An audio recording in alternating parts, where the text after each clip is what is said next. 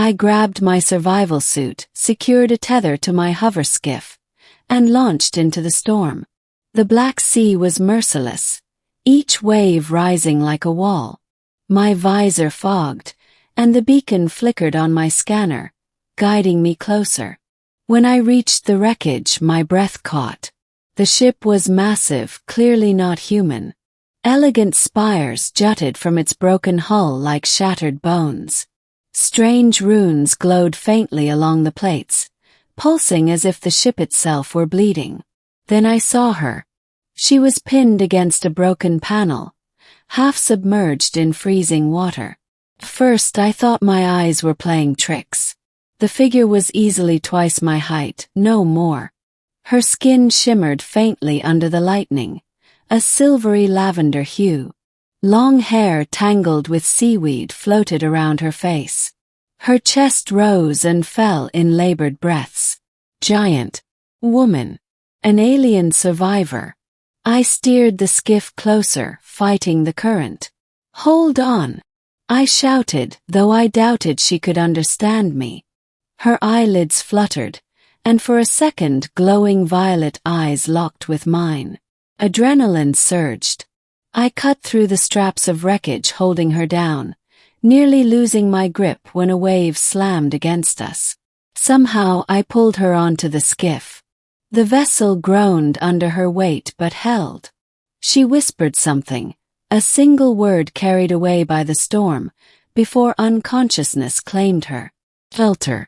By the time we reached my outpost, I was drenched, trembling, and my craft was half sunk. Getting her inside was another battle. She was enormous, her legs dragging across the ground as I pulled her into the central chamber. I wrapped her in thermal blankets, activated the heaters, and began first aid. Her anatomy was strange but not incomprehensible. Lungs, pulse, blood that glowed faintly like liquid starlight. She had deep cuts, bruises, but nothing fatal. Hours passed. Rain hammered the dome, and the ocean outside roared like a predator waiting for prey. Last she stirred. Her voice was low, melodic, though I didn't know the words. She tried to sit up but winced. I raised my hands in a gesture of calm. "You're safe," I said softly. "Shipwreck. Storm. You're alive." Surprisingly, she understood at least some of it. Her eyes narrowed, studying me with curiosity. Then she pressed a hand larger than my torso over her chest and spoke slowly. "Liara." "Name." I repeated it clumsily. She smiled faintly, then touched my chest in turn. "You." "Elias," I said. And in that storm-lashed outpost, with a smell of sea salt and burning metal still heavy in the air, something fragile formed between us: recognition. The next morning. By dawn the storm had broken. Shafts of pale light pierced the clouds, and the sea calmed to a restless whisper. Liara was strong enough to stand now, though she towered nearly 3 meters tall, ducking beneath the beams of my shelter. She moved with a grace that belied her size, exploring the outpost with quiet curiosity. She touched the mineral samples on my desk, examined the flickering holomap, and then turned to the viewport where the horizon stretched endless and blue. I brewed tea, though I doubted it meant anything to her, and shared dried rations. To my surprise, she accepted. Her laughter soft when the tiny cup nearly disappeared in her enormous hand. Through gestures, broken words, and a lot of patience, we pieced together fragments of understanding. Her ship had been attacked. Pirates, perhaps. She was separated from her crew, forced into the storm, and the sea claimed her vessel. She had activated the beacon but didn't expect rescue. When I asked about where she came from, her expression grew wistful. She tapped the sky. "Stars. But there was something else in her gaze, worry. As though she was waiting for something. Or someone. The arrival. It happened the next afternoon. I was repairing the skiff's stabilizer when the sky lit up once more, Not with lightning this time, but with golden fire. A colossal vessel descended through the clouds, so massive it blotted out the sun. Its hull gleamed like polished obsidian, etched with constellations that shifted as if alive. Every siren in my outpost shrieked. My heart froze. Leora stepped outside. When she saw the ship, tears welled in her eyes. She raised both arms high, a call, a signal.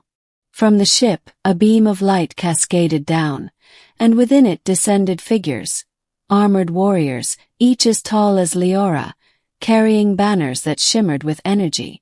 At their center was a being even larger, his presence radiating power and authority. His crown was forged from living crystal, and his cloak shimmered with galaxies woven into the fabric. Her father. The realization struck me like a hammer. This wasn't just a survivor. This was someone of importance, royalty perhaps. And I had dragged her half-conscious body from the jaws of the sea. The giant's voice rolled across the shore, deeper than thunder yet strangely clear. You sheltered my daughter. The ground vibrated with his words. Leora ran forward, embracing him with a cry of joy. The warriors lowered their weapons, watching silently. The towering figure looked down at me, an insect compared to his size, and his eyes softened. You saved her life. For that, I owe you a debt. The reward. I stammered, unsure what to say.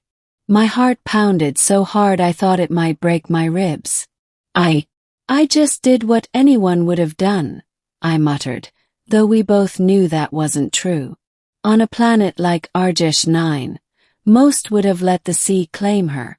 The giant king, or emperor perhaps, extended a hand the size of a transport hull.